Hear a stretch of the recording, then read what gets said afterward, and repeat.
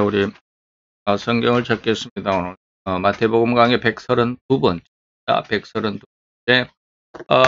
마태복음 9장에서 예수님의 기적의 7가지 중에 세 번째, 그리스도의 사역이죠. 세 번째에, 그리고 죄인을 위해서 죽으신 두 번째로 예수님의 마음, 또 예수님의 그 대답을 한번 같이 생각을 해보고 교훈을 얻도록 합니다.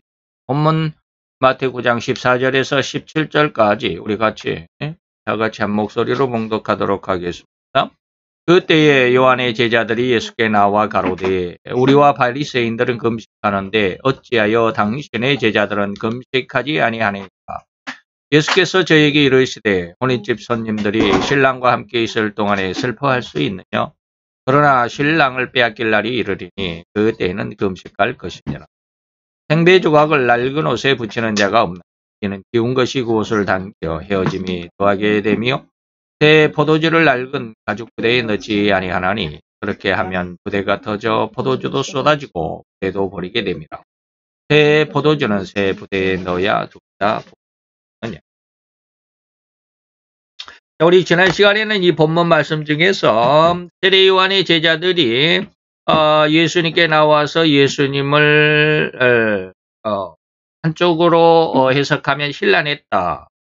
또 다른 쪽으로 해석하면 예수님에게 이런 세상의 그 한간이라고 그러죠. 세상에 이러이러한 예수님 당신에게 대한 소문이 이러이러합디다라고 말씀한 선한 뜻의 그 어떤 그 뭐라 그럴까요? 좀 알려주는 보고하는 것이라기보다는 알려주는 그러한 말씀이었다라고 하는 이런 두 가지의 그 내용을 우리가 살펴보았죠. 오늘은 그들의 다시 말하면 세례 요한의 제자들이 예수께 나와서 그렇게 일러준 말씀. 다시 말하면 세례 요한의 제자들이죠. 우리는 세례 요한의 제자들과 바리새인들을 금식하는데 왜 당신의 제자들은 금식을 안 합니까? 라고 물었을 때 예수님께서 이렇게 대답했다라고 말합니다. 예수님의 대답에 대해서 오늘 우리는 생각을 해보도록 하겠습니다. 물론 잠깐 말씀을 드리면 손님들이 혼인집은 뭘까요?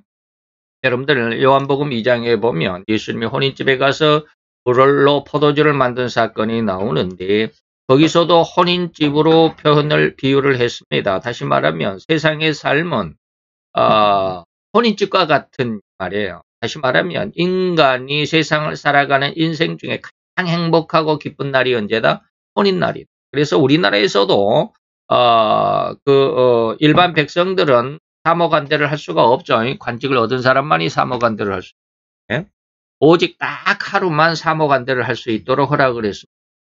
그게 바로 혼인날이죠. 혼인날 신랑은 사모관대를 하고 있습니다. 말은 벼슬아치들의 옷을 입을 수 있다. 그런 것처럼 인간이 세상을 살아가면서 가장 기쁘고 가장 즐겁고 가장 예쁘고 가장 귀한 날이 언제냐? 바로 혼인날이다라는. 그런데 요한복음 2장에서는 거기에 무엇이 없어졌다? 포도주가 떨어졌다. 그 가장 귀한 날, 가장 좋은 날, 인생은 바로 혼인집과 같은 그런 즐거움이어야 되는데 포도주는 바로 그 즐거움을 의미하는데 즐거움이 떨어졌다. 즐거움이 없어졌다. 인생이 그렇게 비참한 모습이다라는 것을 의미하는 건데 그것은 뭐 나중에 기회가 되면 말씀드리고요. 오늘 어쨌든지 예수님께서 금식을 빌려서 요한의 제자들이 말씀하신 것을 요한의 제자들이 금식에 대해서 묻는 질문에 혼인집으로 예수님이 비유를 해서 대답을 했습니다. 다시 말하면 인생은 어떠한 상황이어야 된다? 혼인날과 같은 그러한 즐거움으로 일생을 살아가야 된다. 가장 즐겁고 기쁜 날이어야 된다. 근데 우리는 그렇게 못하죠. 바로 이렇게 혼인집에 온 손님들은 이제 비유를 하는 겁니다. 신랑이 있을 동안에는 그 신랑이 있는데 슬퍼할 수 있느냐? 손님들이 슬퍼할 수 있느냐? 그럴 수 없다. 여기 신랑은 누구예요? 예수님이죠. 다시 말하면 인생들은 예수님과 함께 있을 동안에는 슬퍼할 수 없다. 슬퍼하지 않아도 된다라는 거예요. 그러나 신랑을 빼앗길 날이 이를 것이다. 다시 말하면 예수님이 십자가에 죽을 날이 올 것이다. 신랑을 빼앗겼다. 그때에는 너희가 금식해야만 한다라고 하는 것이죠. 말하면 이후에는 우리가 금식하며 기도하며 하나님 앞에 하나님의 뜻을 구하는 그런 모습. 생배는 예수님을 상징합니다. 낡은 옷은 뭐요? 옛날 구시대에 다시 말하면 어떻게 보면 꼭 이렇게 비유하는 것은 그 일부분입니다. 마태 3장에 우리가 이미 지나왔지만 세례 요한이 무엇을 선포를 했습니까? 세례를 선포했죠. 그 이전까지는 뭐 어떻게 했어요? 성전에 가서 희생 제사를 드리고 희생 제물로 인해서 구원함을 얻는 그런 희생 제물의 시대였습니다. 바로 그때 세례 요한이 이제 성전에 가서 제물을 드리고 너희들이 구원함을 받아라라고 말한 것이 아니라 세례를 받아라 그랬어요. 말하면 구시대적인 어떠한 그 구원의 은혜, 희생 제사죠. 희생 제사의 생배 조각은 예수님의 복음이죠. 말하면 세례를 받고 구원을 얻는. 그러한 그 어떤 그 구원의 방법과 낡은 옷은 제물 제사의 의미. 이것과는 어떻게 맞지를 않죠. 그래서 다시 말하면 이게 그 문자대로 하면 아주 깨끗한 헝겊을 옷이 낡았다 그래서 낡은 옷에다가 붙이면 낡은 옷은 축축 찢어지니까 생배 조각은 그대로 있죠. 그러다 보니까 기운 그것이 옷을 당겨서 헤어짐이 더 심하게 더 많이 찢어진다 이 말이죠. 새 포도주도 역시 같은 말입니다. 새 포도주는 아직 발효되지 않았습니다. 낡은 가죽 부대에다가 새 포도주를 넣으면 새 포도주가 발효되면서 확 부풀어 오르죠. 그러다 보니까 가죽 부대가 낡았으면 쭉 찢어지고 견디지 못한다 이 말입니다. 우리가 그 뭡니까? 그 사이다를 막 흔들어 놓고 이렇게 뚜껑을 살짝 열어놓으면 펑 터지죠. 그런 것처럼 그렇게 된다 이 말이죠. 그렇기 때문에 새 포도주는 결코 낡은 가죽 부대에 넣지 않는다. 어떻게 보면 이거 새 포도주는 예수님의 구원의 은혜입니다. 복음이죠. 그러나 낡은 가죽 부대는 뭐예요? 희생 제사입니다. 바로 그런 뜻의 의미가 있는데 그래서 제가 이제 간단하게 말씀을 드렸고 그런 이야기들은 이제 나중에 하고 오늘 예수님께서 금식에 대해서 세례 요한의 제자들이 하는 그 질문에 대해서 첫 번째는 요한의 제자들의 혼란이 있었고 두 번째는 예수님의 대답이 있다. 오늘 우리는 예수님의 대답 중에 어떤 은혜를 얻을 수 있을까라고 하는 것이죠. 자, 예수님의 대답을 보는데 이때도 또 유명하신 말씀을 하셨습니다. 물론 금식에 대해서 방금 말씀드렸던 신랑이 혼인집에 있을 때 금식할 필요가 없다라고 하는 이 말씀 하셨는데 자 봅시다.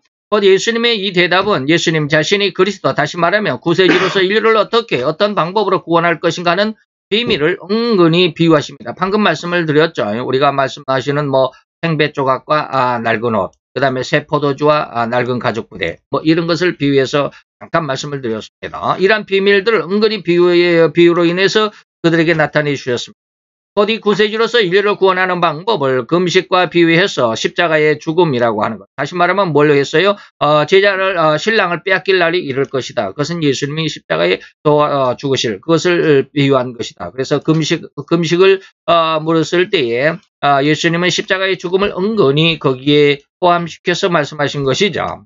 이것을 연속으로 세 번을 비유를 합니다. 첫째는 뭡니까? 신랑을 빼앗긴다라는 의미, 두 번째는 생배 조각을 또 세 번째는 새 가죽 부대 이렇게 비유하면서 예수님이 오늘 구세주로서의 사역을 은근히 우리에게 교훈해 주신다 이 말입니다. 그래서 성경을 많이 읽지 않으면 이러한 내용을 결코 밝혀낼 수가 없죠. 성경을 많이 읽으라는 겁니다. 자, 신랑이 혼인집에 있을 때는 금식할 필요가 없습니다. 예수님께서 아직 세상에 있을 때는 금식할 필요가 없죠. 그러나 이 신랑은 신부를 구원하러 오신 왕의 모습이죠. 다시 말하면 하나님의 방법과 죄악일 수밖에 없는 죄인들의 방법에 확연한 차이를 볼 수 있습니다. 우리는 인간의 모습 안에서 이 말이죠. 그래서 늘 저도 하나님 앞에 기도하는 것이 뭐냐면 인간의 모습을 구하기는 합니다. 구하기는 합니다. 그것이 다가 아니다라는 것을 저는 너무나도 잘 알고 있습니다. 그래서 인간의 방법과 하나님의 방법, 세상을 살아가는 데 있어서도 어제도 기도하는데 하나님이 그런 깨달음을 주셨어요. 왜 이렇게 힘들어야 합니까? 세상이 이렇게 힘들어가는데 하나님 무슨 일을 해야 됩니까? 라고 했을 때 세상은 여러분들에게 늘 말씀드렸던 누가복음 4장 6절처럼 사단에게 절만하면 세상의 모든 권세와 명예와 이권은 다 너희 것이 된다라고. 이런 세상에서 하나님 어떻게 살아가야 합니까? 내가 무엇을 해야 합니까? 라고 했을 때 하나님이 그 다음 구절을 주셨어요. 물론 이건 너무나도 잘하는 말씀이죠. 오직 세상이 아니라 사단에게 무릎을 꿇고 거기에 세상과 함께 사는 것이 아니라 하나님의 입에서 나오는 모든 말씀으로 살아라 라고 하는 말씀. 우리의 인간의 방법은 뭘까? 하나님의 방법은 뭘까라고 하는 것이죠. 이런 방법이 확연한 차이. 세상은 뭐냐? 명예와 권세가 있건, 많은, 그리고 부요함, 그리고 엄청난 권세를 가지고 세상을 좌지우지하고, 내 것은 놔두고 네 것으로 할래. 라고 하는, 어, 동영상을, 어떤 걸 동영상을 한번 보니까, 사회주의자들의 가장 큰 특징이 뭐냐? 세상의 그, 승이라고 하는 거죠. 평화라고 하는 거. 그 평화가 뭐요? 내 것은 놔두고 네 걸로만 하자. 쉽게 말하면 모든 공산이라고 하는 공공연하게 다 똑같이 말이야. 공이 생산하고 공이 똑같이 나누자. 꼭 똑같이 생산하고 똑같이 나누자라고. 거기에 내 재산을 빼놓고 네 걸로만. 그래서 자기 재산을 엄청나게 불리잖아요. 그러면서 남의 것으로 그것을 백성을 먹여 살리고. 그래서 지금 우리나라의 S그룹이 미국으로 나가겠다라고 지금 선언을 하고 아주 탈칵 튀. 우리는 모르고 있죠. 그럼 모르고 있죠. 하도 탈탈 터니까. 왜 그랬을까요? 옛날 작년 4월인가요? 남북경협 거기에서 이 S그룹이 북한에다 투자를 못하겠다 그랬나 봐요. 그 이후로 그냥 완전 우리나라에서 탈탈 털리죠. 이것저것. 지금 감옥에 지금 들어가 있죠. 난리 났어요. 그러다 보니까 감옥에서 결정을 했어요. 이 회사를 텍사스로 옮기. 결정이 났어요, 벌써. 그러니까 지금 난리 났죠. 그러니까 뭐 지금 텍사스에서는, 미국 텍사스에서는 50년간 세금 면제해 줄게. 어마어마하게 환영을 하죠. 세계적인 그룹입니다. 그래서 내 것은 놔두고 네 걸로만, 네 재산을 풀어가지고 그것을 나누자 임마. 그래 이번에 누굽니까? 유땡민 평화재단 이사장인 뭐라고 그랬을까요? 와가지고 우리나라에서는 부동산 투기해서 돈을 버는 사람이 없는 그런 사회를 만들었으면 좋겠어요. 부동산을 투기해서 돈을 버는 사람이 없는 세상. 그러면서 자기는 어떻게 해요? 1년 만에 6억을 벌어. 6억을 벌어. 여기 집을 이렇게 저렇게 저렇게 해가지고 6억을, 시세 차익이 6억이 났어요. 그러니 난리 났죠. 그러니까 그냥 우리가 흔히 말해 유촉세 막 그러다가 지금 쏙 들어가고 지금은 잘 안 나오잖아요. 언제 또 나올지 모르지만 어쨌든 지금 이게 바로 인간의 모습이고 인간의 어떤 삶의 방법, 하나님의 방법이 뭐 그렇게 세상의 떡으로 살아가는 거예요. 하나님의 입에서 나오는 모든 말씀을 살아가고 이렇게 말합니다. 자, 곧 하늘에서 오시는 왕 구세주가 인류를 자기 백성을 통치하는 방법이고 또한 구원하는 그 방법이 인간적이거나 또는 죄로만 뭉쳐있는 죄인들이 자기 백성을 통치하는 그런 방법이 얼마나 요사스러운 술법으로 가득 차 있는 것인가를 알게 해주고, 제가 드린 말씀 뭐 그런 내용. 그것이 바로 죄가 없으신 하나님과 그리고 죄인일 수밖에, 죄로 아주 똘똘 뭉쳐있는 죄인일 수밖에 없는 인간의 타락한 술수들을 명확하게 구분짓고 그 차이를 우리에게 알게 하시는 모습. 곧 하나님의 방법은 그가 왕으로서 그의 백성을 불러서 그의 백성들을 살리는 방법이 오로지 무엇으로? 자기 희생이죠. 예수님은 그랬잖아요. 예수님이 세상에 오셨습니까? 목적이 뭡니까? 왜 오셨습니까? 그러니까 내가 많은 사람들에게 존경을 받고 많은 사람에게 섬김을 받으려고 한 거예요. 내 목숨을 이 많은 사람들을 위해서 희생제물로 주기 위해서 왔다. 이렇게 말씀합니다. 자기 희생. 그게 그리스도의 사역이에요.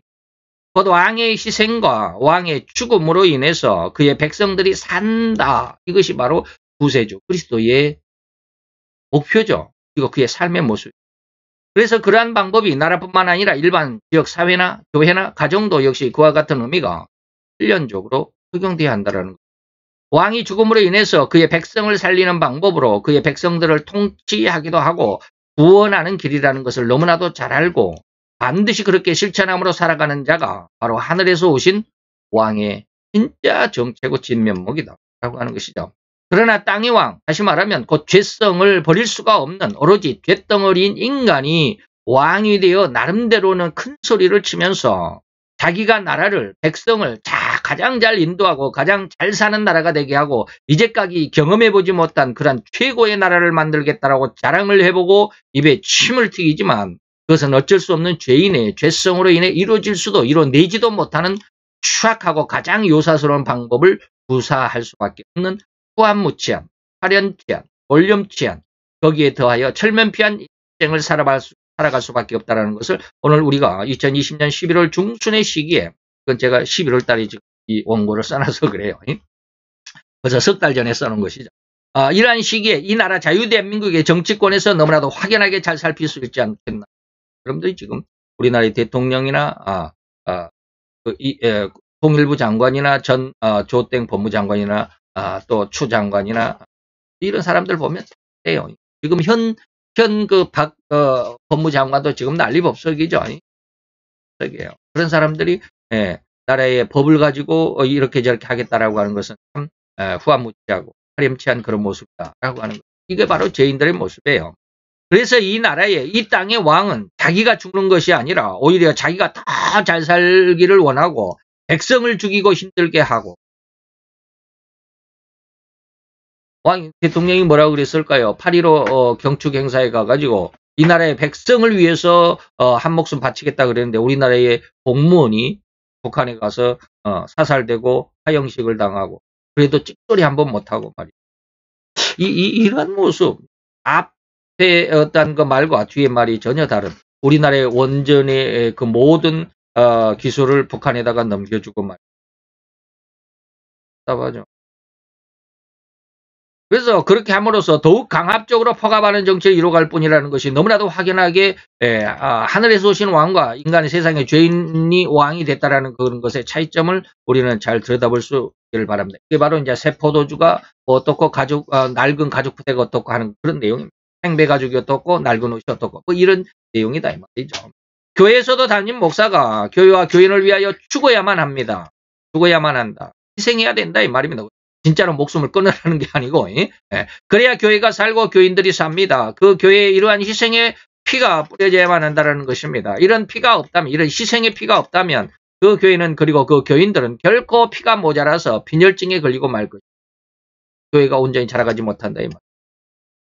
교회만이 아니라 가정에서도 역시 마찬가지로 아버지의 희생으로 가족들이 살아가는 것입니다.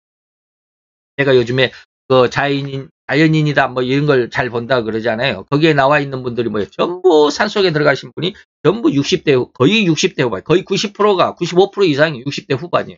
60대 중반이에요. 그러다 보면 그 사람들이 하는 말이 전부 다 그러죠. 그 뭐 이승윤 씨나 또 윤택 씨나 가가지고 뭘 물어봐요? 꼭 과거를 물어봐요. 그게 그 어떤 그 과정 속에 있는 그 과정, 그 프로그램을 이끌어가는 과정, 중간 과정 꼭 물어봐요. 어떻게 살았습니까? 거기 100%가 다 뭐라고 그래요? 나는 젊었을 때 내 가정을 위해서, 내 가족들을 위해서 이렇게 살아왔다. 그걸 이야기해요. 근데 지금은 그렇게 산 것이 너무 후회스러워. 먹고 살기 위해서 너무 힘써서 자식들을 위해서 한번 쉽게 말하면 그 놀이동산 한번 같이 가주질 못.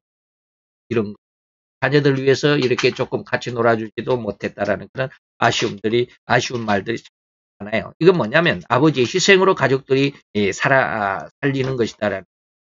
아버지가 희생하지 못하면 결코 가족은 그리고 그 가정은 제대로 일어설 수가 없을 뿐 아니라 또 어느 가정에서는 어머니의 크나큰 희생이 있었기 때문에 그럴 수도 있으면 예배시킬 수도 없죠. 부모의 어떤 희생으로 인해서 그 가정이 살아난다 이 말입니다. 이렇듯 오늘 예수님의 희생의 모습은 참으로 이 세상 그리고 이 많은 나라 중에서도 특별히 우리나라 자유대한민국에서 가장 극렬하게 지난 70여 년을 지켜주셨던 힘과 능력이 되었음을 우리는 부인할 수도 부인해서도 안 됩니다. 여기에서 제가 늘 자주 쓰이는 말이 대한민국 앞에 반드시 자유라는 말을 많이 써요. 예전 처음에는 제가 대한민국이라는 말을 많이 썼는데 어느 순간에 보니까 이 나라 이 정부가 자유라는 말을 또 뺐더라고요. 그래서 내가 자유라는 말을 계속 이 나라는 그냥 민주주의라는 말을 많이 써요. 민주주의 실현을 위해서. 자유민주주의라는 말은 안 씁니다. 자유라는 말을 또 빼요. 희한하죠? 왜 그런지는 여러분들이 잘 한번 생각을 해보세요. 북한도 뭐요? 민주주의예요. 민주주의. 그런데 거기에 자유라는 말이 없어요. 뭐라고 있어요? 조선민주주의, 인민공화국이라고 해요. 자유라는 말이 절대 없어요. 사회주의 국가나 공산주의 국가에서는 자유가 없기 때문에 자유를 완전히 억압해야 되기 때문에 자유라는 말을 절대 안 씁니다. 그러나 민주주의 국가에서는 진짜 민주주의 국가에서 자유라는 말이 최우선입니다. 평등보다도 자유입니다. 자유로운 삶의 방식 그 안에서 평등을 이루어가는 평등이 아니라 형평을 이루어가는. 제가 예전에 그런 어떤 그 그림을 하나 보여드렸죠. 어떤과 형평의 차이. 제가 얼른 찾을 수 있을런지 모르겠어요.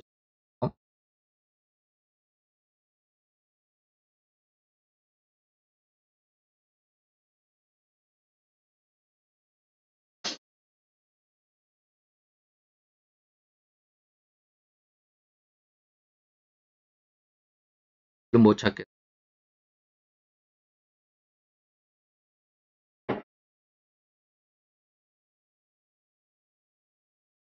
제가 또 쉽게 찾을 수 있도록 해야 되는데.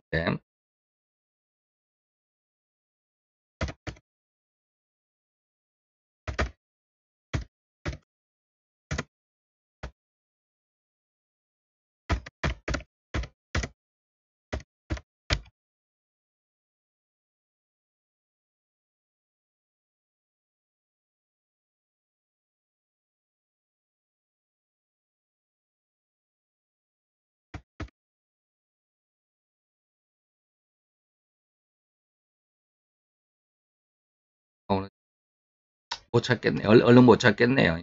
얼른 찾으면. 제가 옛날에 제 노트북에 밑바탕에다가 해놨던 그런 게 있는데.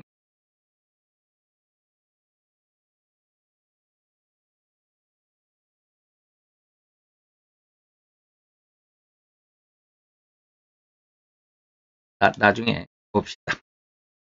인터넷에도 그게 나올 수도 있는데, 어떻게 합니까? 예, 아빠하고, 그 다음에 형아하고, 그리고, 동생하고, 세 사람이, 담장 너머에서 야구를 하는데, 그 야구를, 구경하기 위해서, 아빠하고 형하고 동생이 이렇게 이제 담장 너머를 보는데, 전부 다가 한 단짜리, 쉽게 말하면 발판, 쉽게 말하면 사과 박스를 하나씩 딱 놓고, 평등하죠. 아빠도, 사과 박스 한 단, 형아도 한 단, 동생도 한 단. 그래서 위에서 보는데, 아빠는 키가 크니까 충분히 그 사과 한 박스 하나 위에 올라가니까 담장 너머로, 확연히 다 훤히 들여다볼 수 있어요. 근데 형아는 조금 키가 좀 작아가지고, 코만 딱 걸쳤어요. 담장에 그 사과 박스 하나에 딱 올라가니까, 코만 걸쳐. 그래도 볼 수는 있죠. 볼 수는 있어요. 근데 애기는, 동생은 뭐요? 키가 작으니까 사과박스 한 단에 올라가도, 어떻게? 한 단에 올라가도 키가, 작기 때문에, 담장에 걸려가지고 보지를 못해. 그래서 그게 바로 평등이에요. 다 같이 하나씩 사과박스 한 단을 갖는. 그러나, 형평이라는 건 뭐냐? 아빠의 발판 사과박스 하나를 동생에게 갖다 줬어요. 그러니까, 형아는 사과박스 한 단이지만, 동생은 뭐요? 사과박스 두 단 위에 올라갔어요. 그러다 보니까 아빠는 이제 단이 없잖아요. 맨 바닥에 있지만 아빠의 눈높이나 형아의 눈높이나 동생의 눈높이가 다 똑같아지는 거예요. 왜? 밑에 단이 다르기 때문에. 이게 뭐다? 평라는. 자유대한민국은 뭐예요? 평을 중요한. 평등이 아니고 평. 그런데 평등하고 형평을 우리가 잘 이해할 수 있어야 되는데 그걸 잘 이해를 못하고 있더라고요. 이 나라 자유대한민국에서는 가장 극렬하게 지난 70여 년을 하나님이 지켜주셨습니다. 그래서 이 나라를 이승만 대통령께서 왕정을 돌리지 않고 이 나라가 이제 2차 대전 세계 이후에 일본이 패망하고 이 나라를 미국이 옛날 이시조선 왕정으로 회귀해 줄 거냐, 왕정으로 바꿔 왕을 다시 세워줄 거냐라고 이렇게 물었을 때 거기에 이승만 대통령이 이승만 대통령이 왕족이에요. 이시조선의 왕족이었습니다. 왕의 직계는 아니었지만 이제 반계로서 왕족이었는데 이승만 대통령이 그랬다 그래요. 안 됩니다. 이 나라는 민주주의 공화국을 수립을 해야 되지. 왕정을 왕의 정치로 수립을 해서는 라고 이렇게. 그래서 이승만 대통령이 이 나라를 공화국으로 출범을 시키면서 첫 번째 국회를 조직을 하고 국회가 시작할 때 첫 시작이 부통령이 그때 당시에 목사님이셨습니다.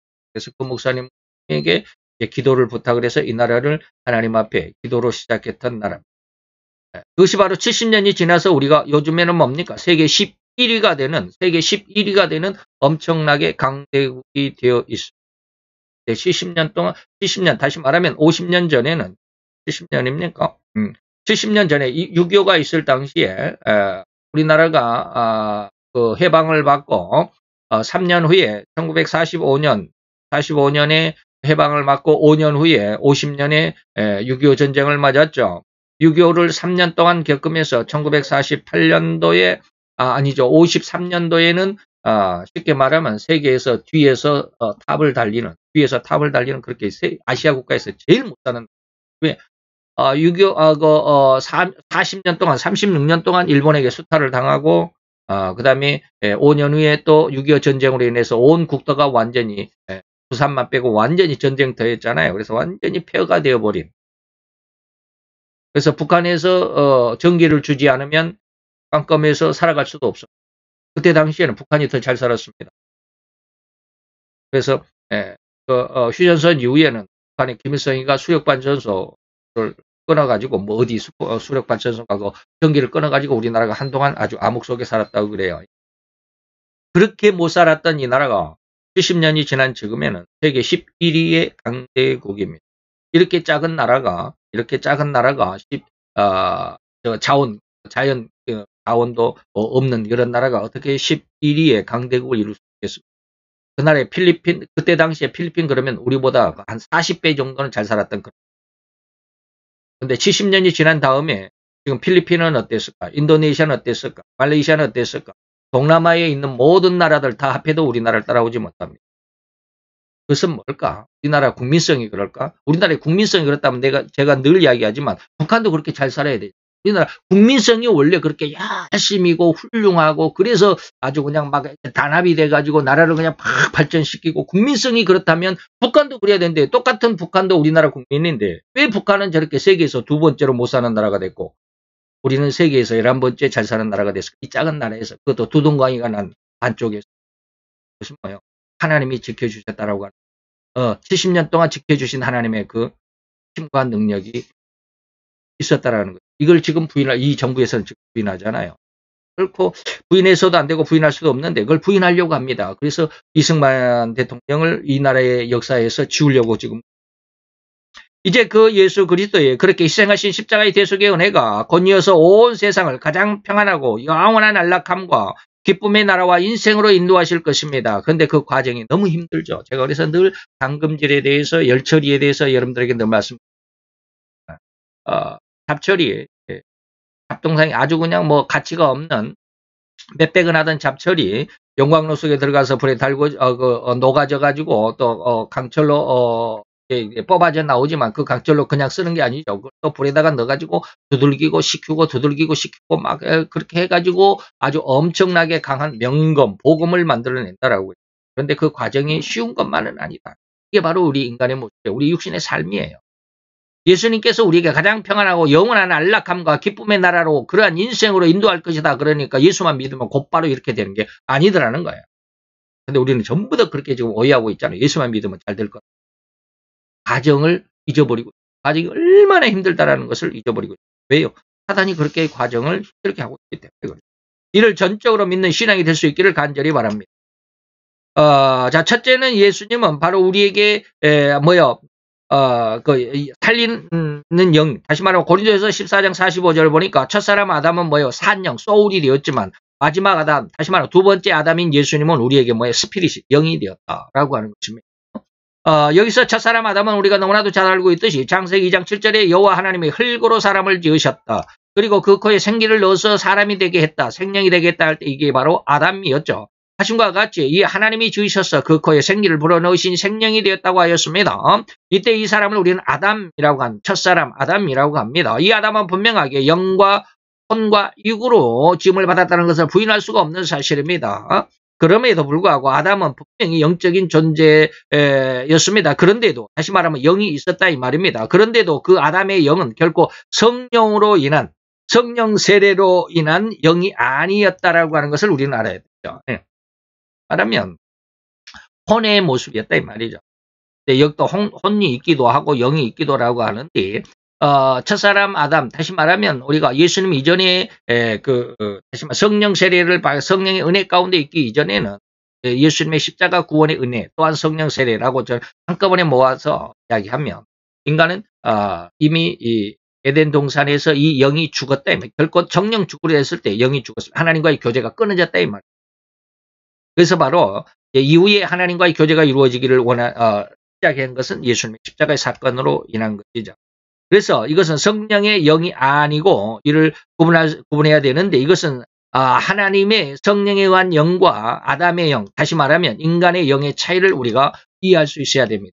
그래서 인간의 영은 분명히 하나님에 의해서 지음을 받은 육신의 인간에게 부어진 그런 영이고, 그래서 하나님과 절대적으로 교제할 수는 있었습니다. 그럼에도 불구하고 그 인간의 영은 결코 사단, 즉 악령과 대적하거나 이길 수 있는 그런 권능은 없다 이 말.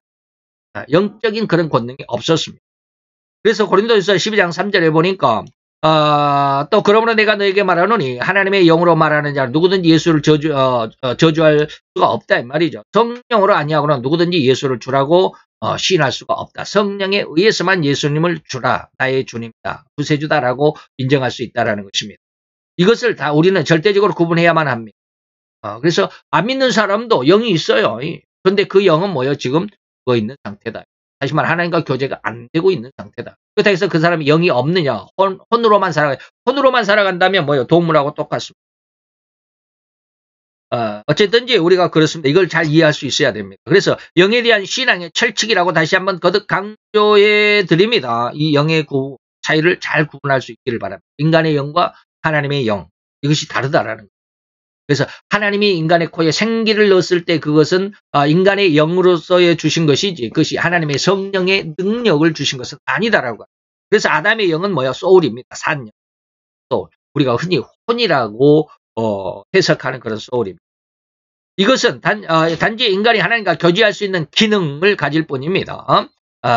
그래서 이 산영, 소울은 결코 영적인 권능이 없습니다. 앞에서 방금 말씀드린 것 같이 사단이나 악령에 대적할 능력이 없다라는 그런 특징이 있죠. 그러나 이후 마지막 아담인 예수 그리스도의 영은 뭐예요? 홀리 스피릿입니다.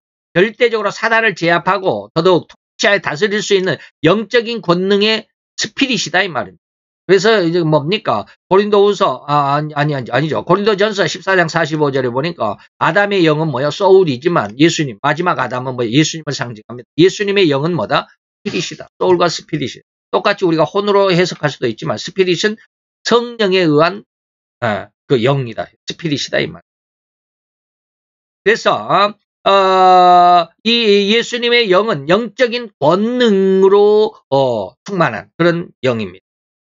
그렇기 때문에 이 성령 세례로 인해서 이것이 주어지고 부어지는 영입니다. 절대로 이 세상 끝까지 가서 복음의 전도자가 되는 것입니다. 우리가 앞으로 루이스 뻘컵 교리 강의 시간에 여러분들에게 앞으로 한 서너 시간 뒤에 말씀을 드리게 될 겁니다. 사도행전 1장 8절에 보니까 오직 성령이 너에게 임하면 너희가 뭘 받는다? 권능을 받는다. 이 권능은 무슨 권능이냐 이 말이에요.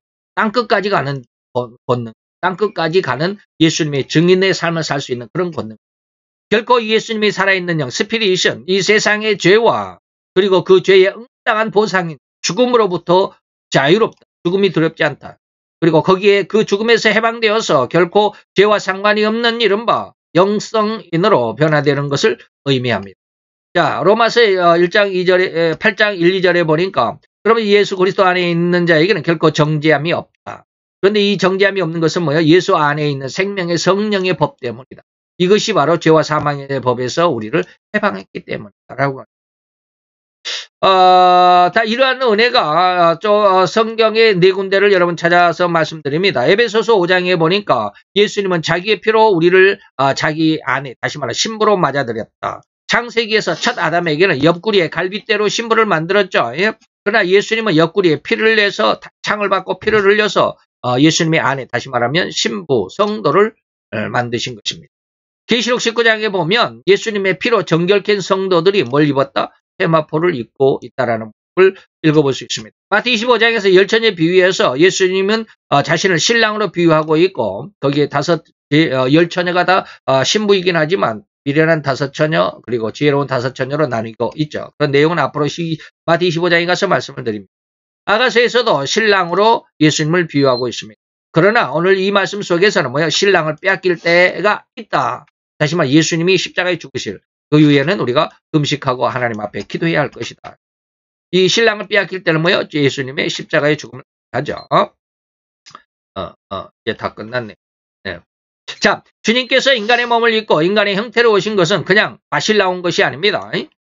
절대적인 무엇인가 가장 큰 목적이 있다는 것이죠. 바로 죄인이 되어버린 인간들, 그래서 영원한 멸망, 그리고 그 지옥의 형벌을 받아야만 하는 인간들, 그 죄악의 구렁텅이에서 구원하여 저 영원한 멸망과 지옥의 형벌에서 구해내고자 하시는 하나님의 의도, 목적이 있었다 이 말입니다. 또 그의 영원한 지옥의 형벌과는 정반대인 영원한 안락, 영원한 평안함의 근본인 천국으로 입성시키기 위해서 예수님이 오셨다라고 하는 것입니다. 그러기 위해서는 반드시 죄값인 죽음이라고 하는 것을 건너야만 합니다. 이거 변개될 수가 없어요. 죄를 지었으면 반드시 죄값을 치러야 합니다. 이게 뭐야? 죽음이다. 이것은 변개될 수도 변개시킬 수도 없는 철칙이죠. 그래서 죄의 삭은 무엇이다? 사망이다. 죽음이다 이 말입니다. 이 죄값을 해결해야만 그 삭신 사망을 피할 수 있는 것입니다. 그런데 이 죄값이 사망이라면 죄 있는 자는 누구든지 예배 없이 다 죽어야만 합니다. 왜? 인간은 다 죄인이니까 다 죽어야 되죠. 안 죽는 사람이 없어요. 결코 허리만큼의 죄도 용서치 않는 것이죠. 이것은 변개시킬 수도 없는 철칙입니다. 그렇다면 인간은 모두 다 죄인인데 모든 인간의 죽음은 절대로 죄값일 뿐이라는 결론이죠. 인간이 왜 죽습니까? 죄인이니까 죄값 때문에 죽습니다. 죄가 없으면 안 죽습니다. 다들 자기의 죄로 인해서 죽을 수밖에 없습니다. 그런데 그렇게 자기의 죄값으로 죽으면 결코 허리만큼도 예의가 없이 다 영원한 지옥의 형벌인데 죽으면 어떻게 지옥을 피할 수가 있겠냐. 죄값으로 죽어버리면 죄값으로 죽었으면 죽으면 뭐요? 그 죄 때문에 죽으면 지옥의 형벌인데 인간은 결코 지옥에서 빠져나올 수가 없다. 어떻게 인간은 죽기 이전에 죽으면 지옥으로 끝나버렸으니까 죽기 이전에 그 엄청난 죄값을 해결해야만 지옥에 안 가는 거잖아요. 그러면 반드시 죄가 없는 어떤 재물이 필요했습니다. 그것이 옛날에는 뭐요? 희생제물을 드리는 것이었습니다. 그래서 이러한 대속의 방법을 하나님은 구약 4,000년을 통해서 예행 연습을 하는 교육을 실시했습니다. 그것이 뭡니까? 동물을 제물을 삼아서 나의 죄를 대신해서 그 죽음을 하나님 앞에 드리는 겁니다. 그게 바로 희생제물 제사입니다. 제물 제사의 완전한 원형이 이제는 바로 예수님의 십자가의 대속의 죽음입니다. 예수님은 뭐요? 인자에 온 것은 뭐요? 섬김을 받으려 하는 것이 아니고 섬기려 하고 자기 목숨을 많은 사람 대속물로 주려 하기 때문입니다. 예수님은 죄가 없는 분이기 때문에 예수님의 죽음은 자기 죄로 인해서 죽은 것이 아니라 죄가 없기 때문에 안 죽어도 되는데 그러면 죽었어요. 안 죽어도 되는데 왜 죽어요? 누군가의 죄를 대신해서 죽은 거겠죠. 바로 인류의 죄를, 그리고 나 자신의 죄를, 나 한 사람 죄를 위해서 이 말. 그래서 죄인인 인간에게 예수님의 십자가의 죽으심은 절대적으로 필요했고 필연적인 것이어야만 한다는 거예요. 그래서 중풍병자에게는 내 죄를 사했다. 그리고 신랑이 잡힐 때가 있다라는 말씀을 이어가고 있습니다. 속죄의 방법을 의미하고 있으니 십자가에 잡혀서 죄를 속하는 것입니다. 그래서 하늘에서 오신 구세주는 뭐예요? 자기를 희생해서 자기 백성을 구원하는. 그러나 세상의 인간의 왕은 뭐예요? 자기는 놔두고 백성을 희생해서 자기가 잘 살고 이런 왕의 죄성이다 이 말. 이거 차이를 오늘 이 시간에 우리가 배울 수 있다. 이건 나중에 16장에서도 배우게 될 거예요. 이 연결되는 내용은 중풍병자에게 내 죄를 사했다. 그리고 마태의 집에서 죄인을 부르러 왔다라고 했으니 그 죄인을 불러서 죄를 용서할 수 있는 구속의 방법은 뭐예요? 금식에 대한 대답에서 바로 찾을 수가 있습니다. 오늘 뭐예요? 신랑을 빼앗길 때라는 것. 그것은 예수님의 십자가에 달려 죽으신 것을 의미하는, 내가 바로 십자가에 달려 죽을 건데 내가 너희 죄인을 불러서 내 십자가 안으로 너희를 구원의 길로 인도해 갈 거야 라고 하는 내용이 오늘 예수님의 대답 속에 들어있다라는 것입니다. 이와 같은 은혜를 잘 기억을 해 주시고 믿음의 굳건한 깃털을 삼으시기를 바랍니다. 깨닫습니다. 할렐루야. 주님, 오늘도 여호와의 귀한 은혜와 은총을 감사드리는 주의 영광 앞에서 이 날을 통해서 하나님과 온전한 교제, 진정으로 아름답고 가장 올바른 연관성을 갖고 연결될 수 있는 귀한 믿음의 오해의 깃털을 마련하는 시간 됐음을 믿고 감사를 드립니다. 오늘 여호와의 사랑하는 아들과 딸들이 왜 이와 같은 은혜와 은총이 더욱더 깊이 더욱더 강력하게 자리 잡는 믿음이 않게 되는 믿음이 아니고 그 뿌리가 되게 하여 주옵소서. 예수 그리스도의 이름으로 감사와 기도하옵나이다.